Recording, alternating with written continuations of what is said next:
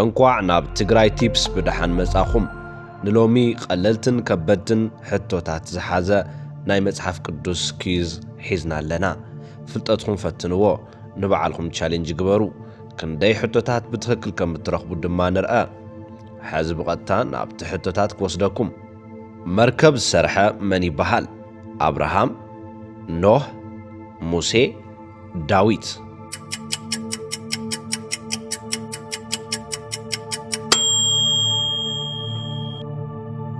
ንስኻ ግና ብዕንፀይቲ ጎፌር መርከብ ስራሕ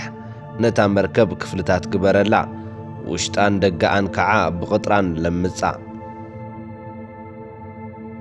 ደቀ መዛሙርቲ ኢየሱስ ክርስቶስ ክንደዮም 10 4 7 12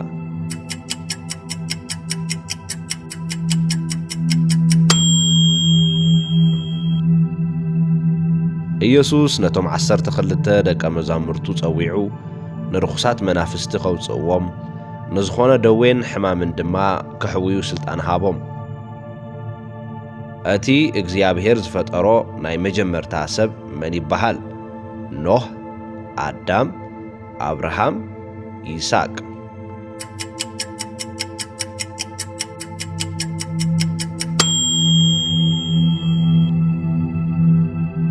ሽዑ እግዚአብሔር አምላኽ ንኹሉ አራዊት በረኻን ንኹሉ አዕዋፍ ሰማይን ካብ መሬት ፈጠረ እንታይሉ ስም ከም ዘውፅኣሎም ምእንቲ ክርኢ ከዓ ናብ አዳም ኣምጽኦም ንኢየሱስ ብምስዓም ዝከሓዶ መን ይበሃል ጴጥሮስ ይሁዳ አስቆሮታዊ ቶማስ ዮሐንስ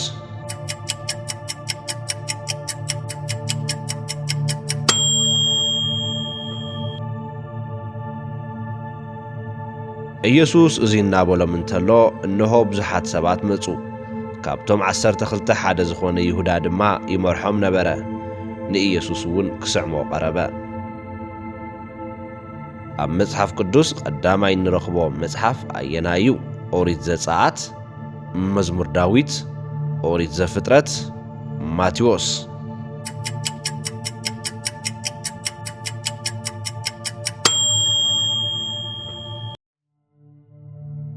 ንእስራኤላውያን ካብ ግብፂ መን መሪሕዎም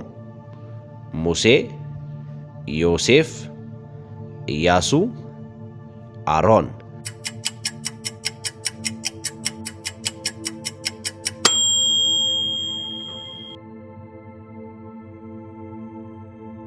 እምበኣር ሕዝንዓ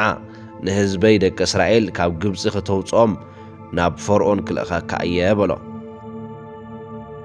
እግዚአብሔር ንዓለም ንምፍጣር ክንደይ መዓልቲ ወሲዱ 5 6 7 10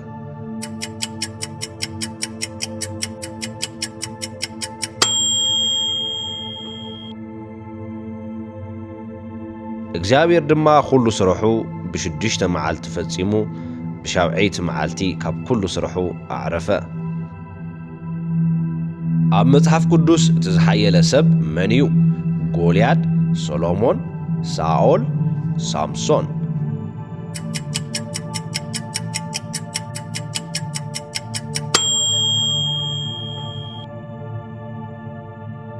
ሳምሶን ከዓ ብመንጋጋ አድጊ ሬሳ ኣብ ልዕሊ ሬሳ ኸመርኩ ብመንጋጋ አድጊ 1000 ሰባት ቀተልኩ በለ ናብ ጉድጓድ ኣናብስ ዝተደርበየ መን እዩ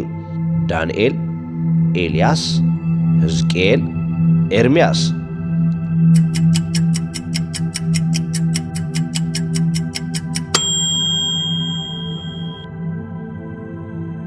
ሽዑ እቲ ንጉስ ድማ ኣዘዘ ንዳንኤል ኣምጺኦም ከዓ ናብ ጉድጓድ ኣናብስ ደርበይዎ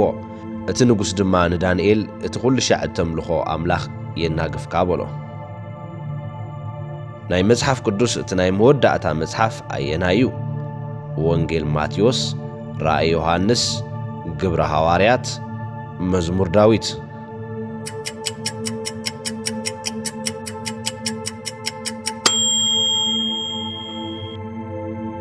ናይ መጀመርታ ናይ ኢየሱስ ክርስቶስ ተኣምር እንታይ እዩ ነይሩ ንዓይነ ስውር ምፍዋስ ምምጋብ 5000 ሰባት ማይ ናብ ወይኒ ምቕያር ኣብ ልዕሊ ማይ ምጓዓዝ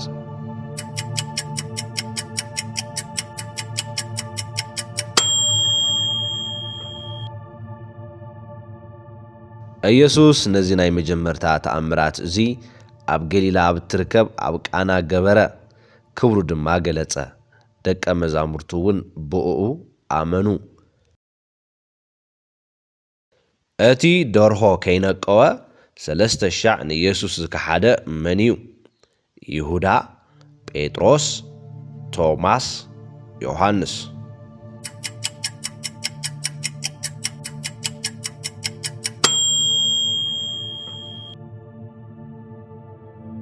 ጴጥሮስ ድማ ነቲ ኢየሱስ ደርሆ እንተይነቀወ 3,000 ክትክሕደኒ ኢኻ ዝበሎ ቃል ዘከረ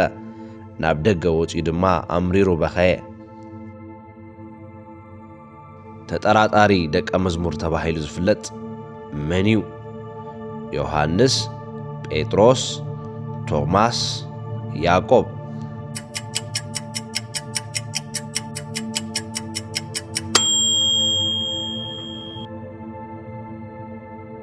ድሕሪዚ ንቶማስ ኣጻብዕትኻ ናብ ዘምጽእ ኣእዳወይ እውን ረአ ኢድካ ናብ ዘምጽእ እሞ ናብ ጎነይ ሰዲድካ እትዎ ኣማን እምበር ዘይኣማነይ ትኹን በሎ ንኢየሱስ ካብ ሞት ምስ ተስአ ንመጀመርያ ግዜ ዝረአዮ ሰብ መን እዩ ጴጥሮስ ማርያም መግደላዊት ዮሐንስ ቶማስ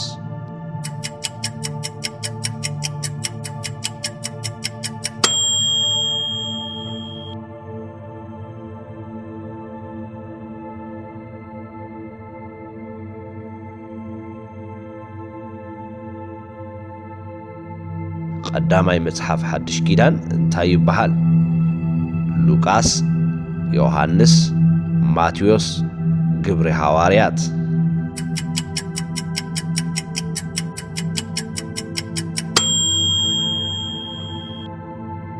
እቲ ኣብ መጽሓፍ ቅዱስ ተጠቒሱ ዘሎ ብዕድመ ዝደፍአ ሰብ መን እዩ ኖህ ያሬድ ኣዳም ማቱሳላ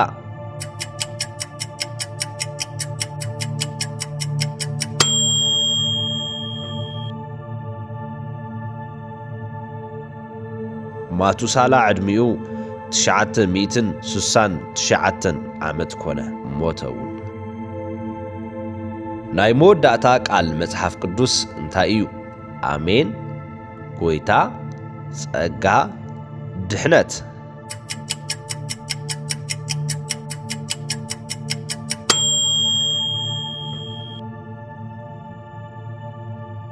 ጸጋ ጎይታና ኢየሱስ ምስ ኩልኻትኩም ይኹን ኣሜን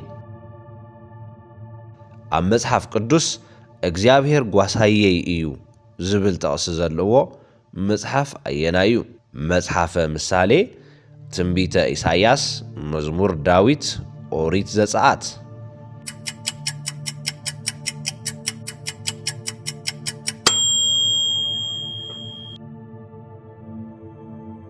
እግዚአብሔር ጓሳየይ እዩ ዘስእነኒ እውን የለን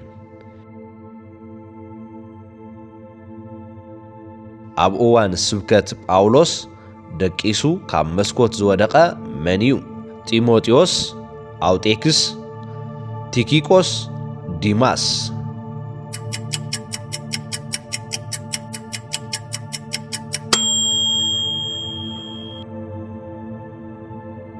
ኣውጤክስ ዝስሙ ጎበዝ ኣብ መስኮት ተቐሚጡ እንተሎ ተታኸሰ ጳውሎስ ትምህርቱ ምስ ነውሐ ከዓ ድቃስ ከቢድዎ ካብ ሳልሰይቲ ደብሪ ናብ ታሕቲ ወደቐ ሞይቱ ድማ ኣልዓልዎ ኣብ ምስላ ዘርእን ዘራእን እቲ ዘርኢ እንታይ እዩ ዘመልክት ሃብቲ ቃል እግዚአብሔር ሰናይ ተግባር ሰማይ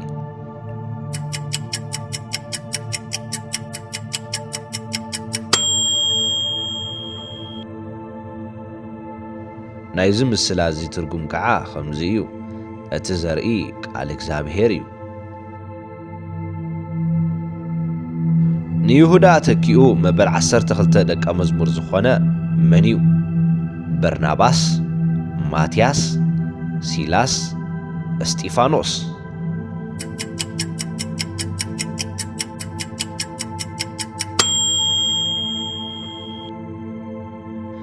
ዕፃ ድማ ኣውደቕሎም እታ ዕፃ ከዓ ንማትያስ በጽሐት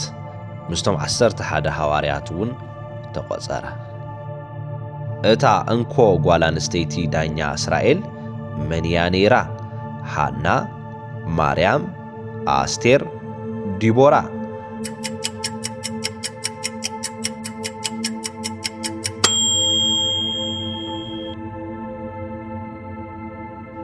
ሽዑ ዲቦራ ነቢይት ሰበይቲ ለፊዶት ኣብ እስራኤል ትፈርድ ነበረት። ቀናኢ ተባሂሉ ዝጽዋዕ ደቀ መዝሙር ኣየናዩ? ስምዖን፣ ይሁዳ፣ ቶማስ፣ ያዕቆብ ወዲ ዘብድዮስ?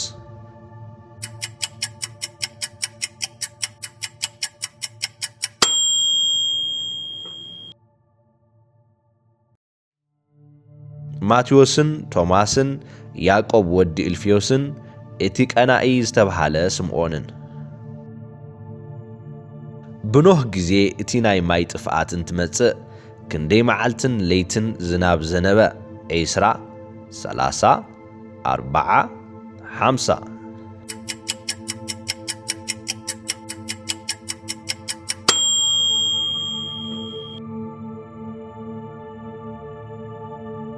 ኣብ ምድሪ ኸዓ 40 መዓልትን 40 ለይትን ዘነበ። እግዚአብሔር ኣብ ልዕሊ ግብፂ ክንደይ መቕሰፍቲ ሰዲዱ? 5 7 10 12?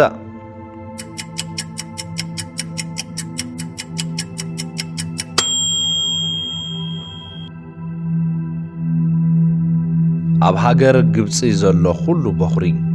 ካብ በኹርቲ ኣብ ዙፋን ዝቕመጥ ንጉስ ፈርዖን ክሳብ በኹርታ ኣብ እግሪ መጥሓን ዘላ ኣገልጋሊት ክሞት እዮም። ኩሉ በኹሪ እንስሳ እውን ክመውት እዩ። ንሎሚ ዝሓዝናልኩም ሕቶታት እዚኦም እዮም ነይሮም። ክንደይ ብትኽክል ረኺብኩም? እዞም ሕቶታት እንድሕር ፈቲኹምዎም ላይክ፣ ሰብስክራይብ ከምኡውን ንዕርኽትኩም ሼር ምግባር ኣይትረስዑ። ትምህርቲ ቀጽሉ፣ ዕቤት ቀጽሉ። ኣብ ዝቕጽል ናይ መጽሓፍ ቅዱስ ቻሌንጅ ድማ ክንራኸብ ኢና። ሰላም።